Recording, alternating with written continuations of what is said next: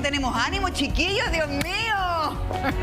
Hoy día vamos a estar hablando acerca del robo de la propiedad en lugar habitado y no habitado. Todos esos detalles te los vamos a estar contando hoy día en El Abogado y te invito, como siempre, a que participes con nosotros. Comunícate con nosotros a través de WhatsApp, el más 569-4023-8905. Si prefieres, nos puedes escribir a defensaresponde@gmail.com. Y también nos encuentras en Instagram y en Facebook en El Abogado TV. Te esperamos. Mi querido Saba Chaguán, que ya está con nosotros de defensavíctimas.cl. Mire cómo lo ovaciona nuestro público. Y también Ricardo Bascuñán, psicólogo y académico de la Universidad Central. Bienvenido, Ricardo, gracias por estar con nosotros. Qué bueno contar con tu presencia hoy día en este tema que además nos asusta mucho. El llegar a nuestra casa y encontrar que está todo revuelto, que efectivamente nos entraron a robar, o incluso estando nosotros adentro, sentir ruido y de pronto encontrarte con los ladrones ahí mismo. ¿Eso sería toda la respuesta de nuestra inquietud? ¿Robo en lugar habitado y no habitado? No, lo que pasa, Cristina, es que hay primero que distinguir delito contra la propiedad cometidos por medios materiales. Estos yo sé que es todo un tema, pero... Sí, porque los medios inmateriales serían la estafa, la apropiación indebida, los fraudes. Perfecto. Pero acá estamos por medios materiales en que hay una actuación física, por así decirlo, ¿ya? Tenemos el hurto y los robos. Ya, ¿cuál es la diferencia? El hurto es lo que normalmente uno dice, me robaron, pero en el hurto no hay ni violencia en las personas, ni intimidación en las personas, ni fuerza en las cosas. Voy a explicarlo de inmediato. Entonces el hurto es, por ejemplo, yo no estoy en el metro, no me doy cuenta y me sacan la billetera sin intimidarme, sin agredirme y sin romper una ventana, sin nada. Hurto. Ya. ¿Te des o no te des cuenta? Pero no hay claro, te des, me puedo dar cuenta. Perfecto. Con posterioridad. El robo es robo con violencia o intimidación, con un cuchillo, por ejemplo, o ¿solo con amenazas también? Con un cuchillo o con un golpe, o entrégame la billetera o te mato. ¿Ya? Eso es intimidación. Puede ser violencia o intimidación. Y puede ser robo con fuerza en las cosas. Fuerza en las cosas. Rompieron una ventana, una puerta, subieron la pandereta, porque la ley presume que el escalamiento de los medios de defensa de una propiedad se asimila a fuerza en las cosas, aunque no hayan roto la pared. Pero escalaron, o, por ejemplo, también es fuerza en las cosas, una ficción legal, que haya una ventana abierta y entran por vía no destinada al efecto. La ventana, la ventana, porque no es para entrar la ventana. ¿Ya? Entonces eso es robo con fuerza en las cosas. Y hay otro robo que es el robo por sorpresa. Por ejemplo, aprovechan el tumulto en el rodoviario, en la estación de trenes, o en la estación de buses, o en la calle, aprovechan que hay mucha gente, o por ejemplo se cayó una señora, por ejemplo, y estamos todos mirando, y aprovechan la sorpresa, o en el andén del metro, y aunque no haya fuerza, ni violencia ni intimidación, la ley le eleva la pena, porque yo aproveché la conmoción, aproveché la sorpresa, y me apropié de algo que no es mío. Es más grave que el hurto. No tan grave como un cogoteo, para decirlo en buen chileno, pero sí más grave que el hurto. El robo por sorpresa. Me imagino que el hurto, el robo con sorpresa... Por sorpresa. Por sorpresa. Bueno, que también es buena sorpresa. Claro. Tienen distintas penas. Tienen distintas básicamente penas. Eso es lo que hace la diferencia. El más grave es evidentemente el delito de robo con violencia o intimidación, porque es lo que se llama, no quiero ser latero, pero es un delito pluriofensivo. O sea, atenta no solo contra el bien jurídico protegido de la propiedad, sino que también atenta contra mi integridad física o psíquica o mi indemnidad. O sea, pluriofensivo. Hay varios bienes jurídicos y por ende es más grave. El robo con fuerza en las cosas atenta contra la propiedad derechamente. No intimida a una persona, no hay mi indemnidad. Pero ahí también hay una subdivisión, porque la ley considera más grave el robo con fuerza en las cosas en lugar habitado o destinado a la habitación. Casa o departamento. Casa o departamento o sus dependencias. Por ejemplo, el lavadero, la bodega de mi casa, siempre que tenga una comunicación. Porque si tengo la bodega al fondo de un sitio largo y grande, es robo en lugar no habitado, porque no está habitada la bodega. Perfecto. Pero si se comunican, por ejemplo, tengo el lavadero, la logia, etcétera, y al lado de mi casa es las dependencias, ¿ya? Y el otro es el robo en lugar no habitado, o sea, un cine, un supermercado, un local comercial. ¿Un cajero automático? Es que el cajero automático se modificó la ley porque era robo en lugar no habitado, pero se agregó un artículo especial hace como 7 años más o menos, cuando vino la epidemia de robo a cajero automático, y se elevó la pena a la categoría como si fuera un lugar habitado. Perfecto. ¿Ya? Eso. Y la pena, claro, es distinta. Tengo hartas dudas independiente de las penas, pero ¿qué pasa? ¿De qué manera? ¿Qué pasa si entran a mi casa y yo veo todo ahí y yo sé quiénes son? Porque hay muchos robos que son por datos, etcétera. Pero te quería preguntar, Ricardo, que yo creo que el tema de que a uno lo asalten, a que a uno lo violenten, incluso que a uno le quiten sus cosas, que a uno le ha costado tanto conseguir, es uno de los miedos que uno más grande tiene. Sin duda. Sobre todo quienes tenemos hijos, que le pase algo a los hijos. Y todos en lo racional decimos que se lleven todo. O sea, si alguien entra mientras no nos haga daño, pero además la situación en sí es muy tensa, es muy difícil de sobrellevar. Hay mucha gente que queda con efectos postraumáticos. ¿Qué nos pasa a nosotros? ¿Nos sentimos vulnerados, inseguros? Todas las anteriores, te diría yo. De hecho, hay una línea digamos, de investigación que se llama la victimología, curiosamente, y que justamente estudia todos los efectos que se dan en las víctimas. El miedo, la interrupción del sueño. Fíjate tú que una de las cosas que a veces se nos olvida, en este caso como visibilizar, es que cuando todos tenemos problemas, muchas veces queremos llegar pronto a nuestras casas. Y lo que tiende a pasar es que cuando las personas han sufrido algún tipo de robo en su casa, esa señal de seguridad de la casa ya no es tan segura. Claro. Por lo tanto, el recuperar esa sensación de seguridad toma tiempo. Pueden haber elementos postraumáticos, de la lógica de que cualquier sonido puede ser interpretado como que alguien está tratando de entrar a robar a la casa. Por lo tanto, cada persona lo puede cursar de diferentes formas. Efectivamente, hay diferentes tipos de tratamiento y modalidades, pero como tú describes, todas las anteriores, te diría yo. Además, hoy día no hay absolutamente ningún lugar seguro. O sea, hasta en un piso 10, 12 de un edificio entran a robar. Es que efectivamente el tema de la seguridad, un poco de lo físico y de lo psíquico, es que efectivamente los seres humanos tratamos de una u otra manera de estar en lugares o en situaciones con mayor certeza. Claro, con menos amenaza. Con menos amenaza. Entonces, bajo esa perspectiva, claro, a las personas, incluso cuando, por ejemplo, vamos en la calle y sufrimos de algún hurto, algún robo, es súper esperable que las personas tengamos dificultades después como para caminar solos por allí, o eventualmente si caminamos solos andemos con algún nivel de ansiedad, de nerviosismo, de hipervigilancia. Claro. Bueno, todo resulta amenazante. A mí me robaron el celular de mis manos en la calle. Es más, yo sabía que me lo iba a robar. Yo vi a la persona y dije, no me irá a robar el celular. No, pero ¿cómo me va a robar? Se lo iba en el auto y lo tenía la ventana muy poco abierta. Así, no, con suerte que había un brazo así como con cuidado. Y efectivamente, no sé en qué rapidez, metió el brazo y me quitó el celular.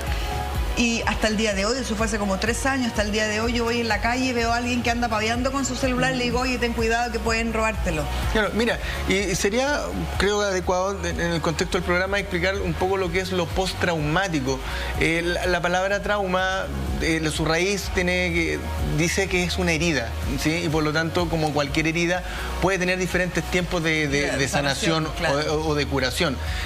Cuando la gente, por lo tanto, pasa por situaciones así, el tema de andar con miedo, los niveles de ansiedad, que algunas personas anden más hipervigilantes, que se interrumpa el sueño, en algunas personas efectivamente puede incluso hasta afectarle en términos del apetito también.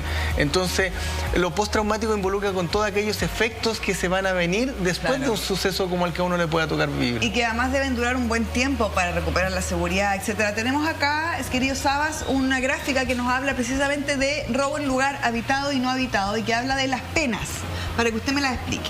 Por favor. Bueno, el robo en lugar no habitado, como dice la gráfica, tiene una pena que va de presidio menor en su grado medio, 541 días, hasta 5 años. A presidio menor en su grado máximo, hasta 5 años, ¿no es cierto? Y el robo en lugar habitado, o sus dependencias, deberíamos agregar ahí, tiene presidio mayor en su grado mínimo a...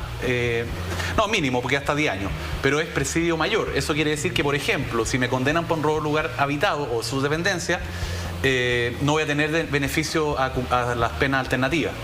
Por ejemplo, como se dice en la jerga, salir con la firma. ¿ya? O sea, voy a cumplir perfecto. efectivamente la pena hasta mínimo 2/3, ¿ya? Tengo que, Perfecto. porque después puedo tener beneficios intrapenitenciarios, digamos. Si me dan 2 años, sí, o sea, 10 años, sí o sí voy a tener que estar 6 en la cárcel. 6 en la cárcel aproximadamente, sí. Mínimo. Mínimo, sí. Pero perdón. puedo tener un beneficio a los 5 años de salir el domingo, por ejemplo. Ya, bueno. Pero va a estar preso, sí. Ya.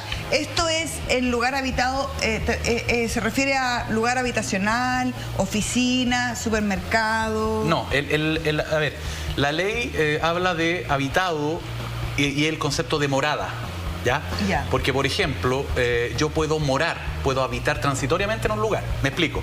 Si a mí me entran a robar o me intimidan, bueno, intimidan no porque eso es violencia e intimidación, pero si entraran con fuerza, rompieron una ventana de mi habitación de hotel y yo estoy durmiendo, estoy en un lugar habitado. Habitado, perfecto. Porque estoy morando ahí, ¿se entiende?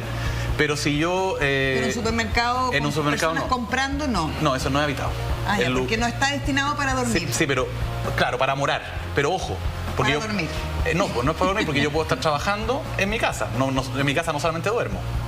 No me desperfile.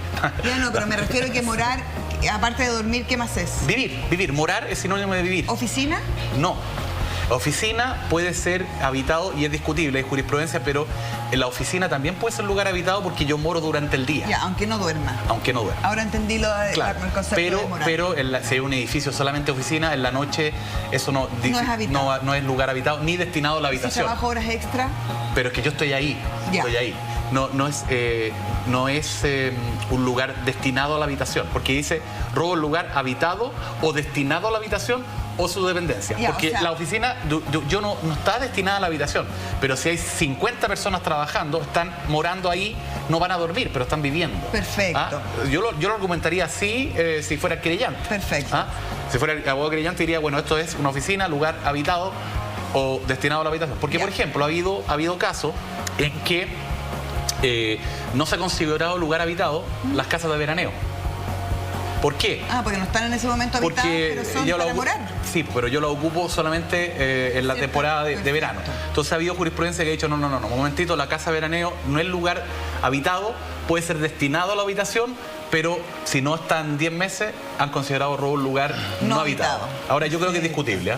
Yo creo que eso es discutible. Tuve un caso una vez que se hizo el juicio de nuevo, inclusive porque la Corte... yo era abogado querellante y recurrí diciendo que era una casa de veraneo y que cuando estaban las personas, cuando entraron a robar, las personas estaban durmiendo ahí, pero habían salido, era la casa de playa. Entonces, Pero estaban habitándola en ese momento. claro, Perfecto. y se consideró lugar habitado o destinado a la habitación. Perfecto, te quiero hacer solo un pequeño paréntesis para que no me quede la duda, porque me carga que me queden dudas. Si es un supermercado y está en ese momento con gente, ¿cómo se Yo argumentaría que es un lugar habitado en ese momento, porque hay gente ahí trabajando, hay gente morando, etcétera. Pero si es en la noche, no. O sea, depende para qué está hecho Claro, pero- el pero- destino del lugar y además si tiene o no gente. Claro, pero Ya. ¿qué pasa? Todos estos robos que ha habido fuertes críticas a la labor de las policías y la fiscalía, todos estos robos que han habido en supermercados, saqueos, ¿qué ha pasado en muchos casos? No se han detenido a las personas que rompieron las defensas, las cortinas metálicas, las rejas, etcétera, y hay personas que han entrado con posterioridad. Y inclusive salió en los medios de comunicación, ha habido partes policiales que han dicho, oye, estas 25 personas estaban adentro, pero solamente algunos tenían una especie, tenían Claro, un otros televisor, estaban mirando, o estaban- u otros habían robado, pero cuando llegó la policía se habían deshecho las Claro. especies y no los sorprendieron, Pillaron ahí mismo. ni hay filmaciones. Y eso es robo en lugar no habitado en grado de tentativa, porque si a mí... ¿Dio yo la voy- oportunidad? No, explico muy corto. Si yo voy saliendo con un televisor y voy saliendo y me agarra la policía, es robo en lugar no habitado frustrado. Ya, ¿Me porque explico? pillaron. Claro, yo puse todo de mi parte para consumar el delito, pero me pillaron. Ya. Si yo me hubiera ido, sería consumado. Pero si yo hice una tentativa de delito y no... Y finalmente no lo hice porque no- lo solté. Lo solté, eso es tentado. ¿Por qué hago esta diferencia? Porque el robo consumado tiene una penalidad... X. Todos los delitos tienen una penalidad X, consumado. Si es frustrado, tienen un grado menos. Perfecto. Y si es tentado, tienen un grado menos.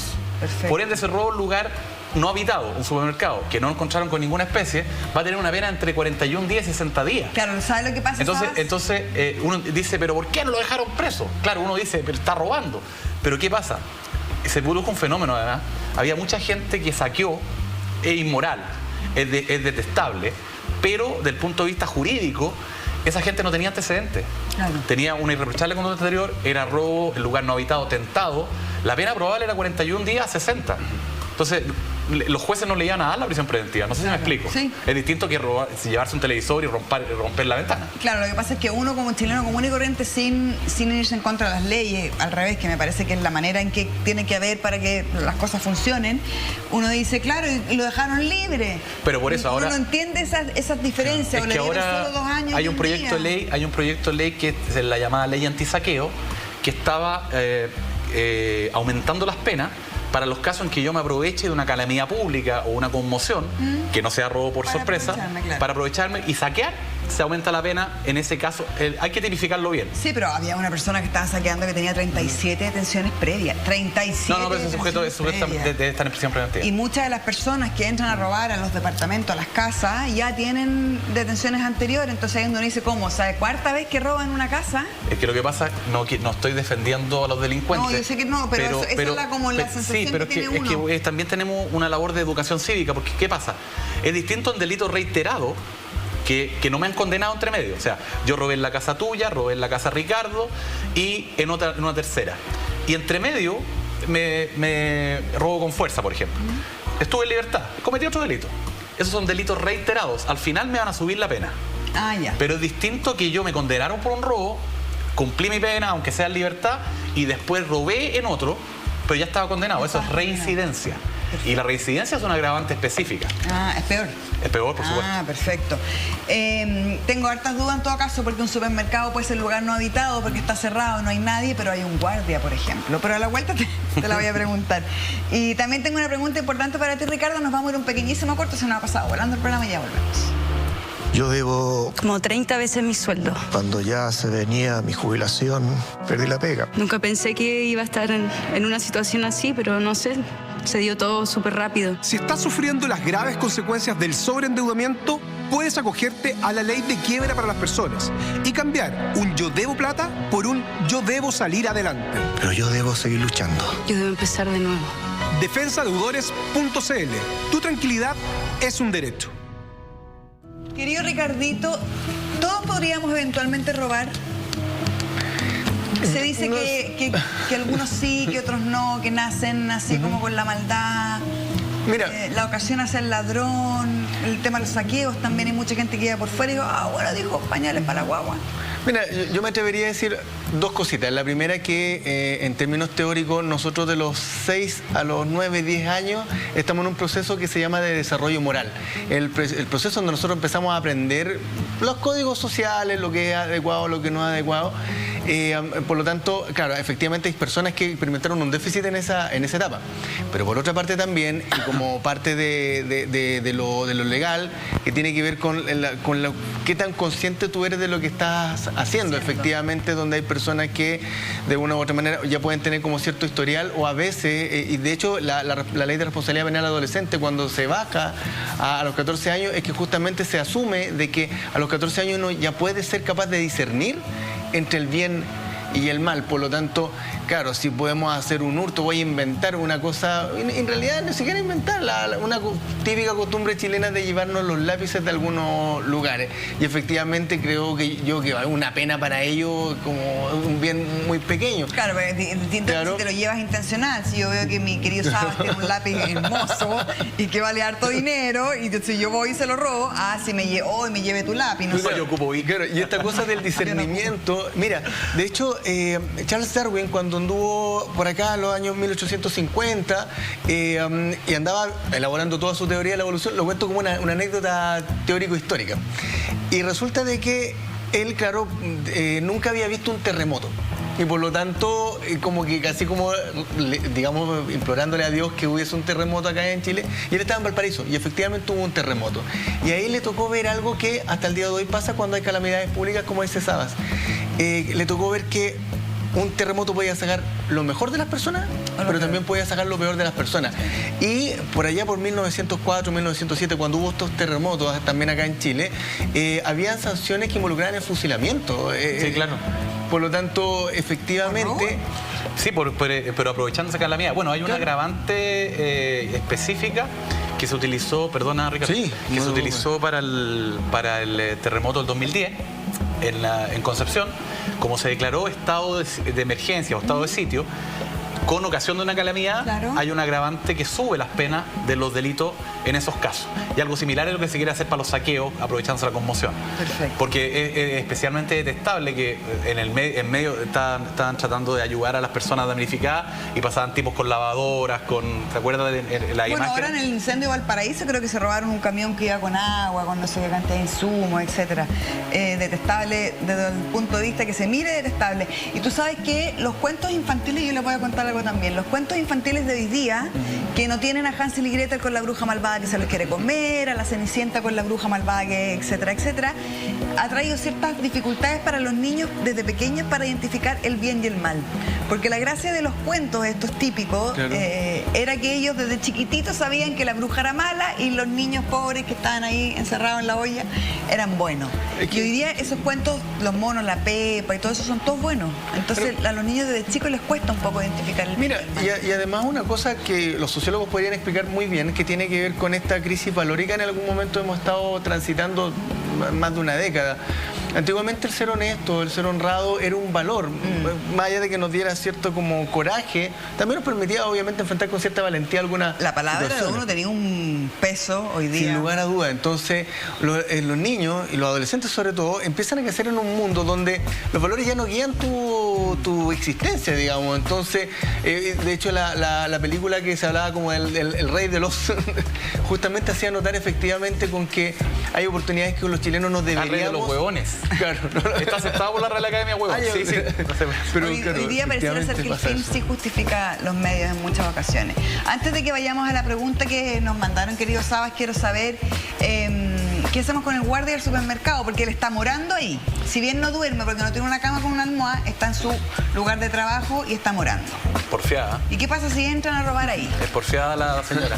No, pero es una buena pregunta, muy buena pregunta, porque si hay un robo con fuerza, ni violencia ni intimidación, en un supermercado. ¿Con fuerza para la cosa? ¿O sí, para cuando yo hablo de robo con fuerza es solamente las cosas. Romper, rajar, etc. Claro, porque el otro es violencia o intimidación. Perfecto. Amenazar, agredir, pegar a una persona, violencia. Eso da lo mismo que sea habitado o no habitado, da lo mismo, porque eso es robo con violencia o intimidación. Perfecto. Da lo mismo que pueden hacerte un robo en la mitad del campo, da lo mismo.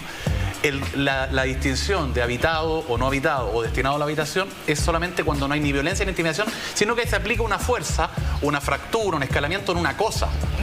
Entonces, en ese caso, si el guardia está en su garita, está durmiendo o no vio a los ladrones del supermercado, es robo con fuerza en lugar no habitado.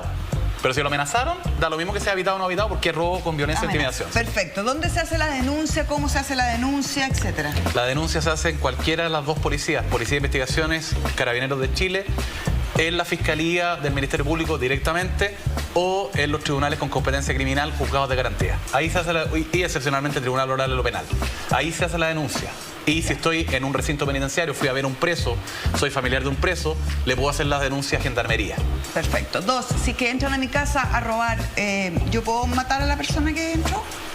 Bueno, lo hablábamos en otro programa.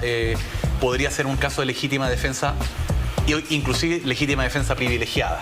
Siempre que haya una necesidad racional del medio empleado, porque si yo, como decíamos en otro programa, le disparo con una ametralladora y el sujeto estaba con una cortapluma, con un destornillador, un tip-top. Bueno, el tip-top es peligrosísimo. Sí, eso es filo. 2, si yo sé quién me robó, yo tengo que entregarle, o sea, nunca ir a buscarlo yo, sino que... Mejor hacer la denuncia, claro, la denuncia y a la policía. Y ojo que si el artículo 130 del Código Procesal Penal considera, se hizo una modificación hace algunos años, si es un tiempo hasta 12 horas después, eso puede ser un delito flagrante. Entonces la policía podría ir y detener al sujeto. ¿Hasta 12 horas después? Hasta 12 horas después. Ah, mire qué bueno, eso no lo sabía. Ahora, otras veces la policía dice no, porque el sujeto ya se fue a su casa y es verdad, no podría entrar. Pero si es flagrancia, es discutible porque están dentro del periodo de las 12 horas de tiempo inmediato. ¿Y tiene valor lo que me roben? Si ya me roban un computador que vale 300.000 pesos a que me roban mi caja fuerte que tengo 20 millones de pesos. Puede tener incidencia en el mayor mal cometido por el delito o en el caso de robo con fuerza en las cosas, puede incidir la pena. Pero si es violencia e intimidación, da lo mismo, que la pena es muy alta por el hecho de atentar, como decíamos, contra más bienes jurídicos, la propiedad y la indemnidad o integridad física o psíquica. Perfecto. Ojalá que haya quedado claro, son varias Traté de no dudas. ser enredado. Estuvo súper claro, lo que pasa es que uno dice lugar habitado con personas, lugar no habitado sin personas, obvio, pero no es tan obvio, por eso es importante que conversemos estos temas, porque uno tiene así la capacidad de poder no solo defenderse, sino que además tomar las cartas en el asunto que corresponde. Tenemos una pregunta, Ricardo Sabas, para que podamos ayudar a nuestra persona, a nuestro amigo o amiga que nos mandó un WhatsApp al más 569 40 23 89 05. En esta ocasión es Cristian, que nos dice: en medio de las protestas, un manifestante que arrancaba de fuerzas especiales ingresó a mi casa. No robó ni hizo nada malo, pero mi familia se asustó. ¿Se está cometiendo algún delito? Mira qué buena pregunta. Si yo voy arrancando de un ladrón y me meto en la casa del vecino, por ejemplo. Es que ese arrancando de un ladrón podría ser un estado de necesidad. ¿Y esto no? No, porque esta es un manifestante que arrancaba de fuerzas especiales. Estaba aterrorizado seguramente por las fuerzas especiales y ingresó a su casa. A ver, si no un estado de necesidad para precaver un mal mayor afecto a algún bien, ese es el estado de necesidad. Ya, explíquemelo en español. A ver, yo para evitar que se ahogue una persona que yo estoy viendo en una piscina en la casa del lado, ¿ya? Rompo la puerta y entro y la saco de la piscina. Para evitar que se muera. Para evitar que se muera, es un estado de necesidad. Ya. Y por ende no soy responsable de los daños que hice en la puerta. Ya. Del vecino, por ejemplo. Ya, porque está salvando de la vida. Claro, pero en este caso podría ser un delito porque podría ser el delito de violación de morada. Ya. Yo, la violación de morada, por el hecho de entrar en una casa sin que me autorice, estoy violando la morada. Ahora, si ocupo la violencia o intimidación, es violación de morada con violencia e intimidación y tiene una penalidad superior. Y si ahora, rompo la reja, tengo fuerza. Sí, pero no estoy robando. No, pero violencia de morada, o sea... Puede ser considerado así. Puede ser, hay una pues. línea de la doctrina que dice que la violencia en la violación de morada puede ser sobre las cosas o sobre las personas. Ya. Y si yo entro porque está la puerta abierta o la reja abierta para esconderme de las fuerzas especiales, sería igual violación de morada. ¿Me explico? ¿Eso tiene pena? Sí, pero no es muy alta. Ya. Porque normalmente violación de morada puede ir con otro delito. Porque yo puedo entrar y hurtar cosas o robar cosas y no me van a condenar por la violación de morada, sino que por el robo. No sé si me explico. Deberían condenarlo por las dos porque hizo cometió las dos. Es que sí, pero es que ahí se produce lo que es un concurso de delitos, que tendría que explicarlo en más detalle. Ya. Bueno, en todo caso, Cristian, por si acaso, no estaría justificado. Lo voy a decir, se aplica la pena más alta al delito más grave. Bueno, pero se deberían sumar. Yo creo que las distinciones que hace Sabas, que por más fines que puedan ser, pero es parte de la educación cívica que este programa... Sí, lo que pasa es que yo en el robo, perdón, con esto termino, para robar con fuerza las cosas, ¿no es cierto? Estoy cometiendo una violación de morada. Pero pero es que ese delito es un medio para cometer el robo. Me estarían condenando 2 veces por un mismo hecho. Ah, ahí lo entiendo. ¿Ve? Yo necesito violar la morada para poder hacer un robo. Entonces, claro. No me desperfile, ¿ves? Por el medio. Ahora el decía brillante. ¿Qué haría sin él? Estaría más tranquilo. Oye, tenemos un corte como tan rápido, al tiro. Ya, nos vamos a un pequeño corte y ya volvemos. Yo debo hartos millones. Debo 70 millones de pesos por un mal negocio que hice. Tengo 2 hijos, uno de 10 y otro de 18. Y los mantengo solita. Tener una pyme no es tan fácil como uno cree. Si estás sufriendo las graves consecuencias del sobreendeudamiento, puedes acogerte a la ley de quiebra para las personas y cambiar un yo debo plata por un yo debo salir adelante. Yo debo buscar ayuda. Y sé que puedo. Defensadeudores.cl. Tu tranquilidad es un derecho. Y se nos fue volando el programa del día de hoy. Muchas gracias, Ricardo. Gracias por la también, invitación. Sabas, por habernos acompañado el día de hoy. Ojalá que tengan un lindo día, que lo disfruten en familia, que lo pasen bien, buena onda en su pega y nos vemos en otra ocasión, como siempre, aquí en El Abogado. Un besito, chao.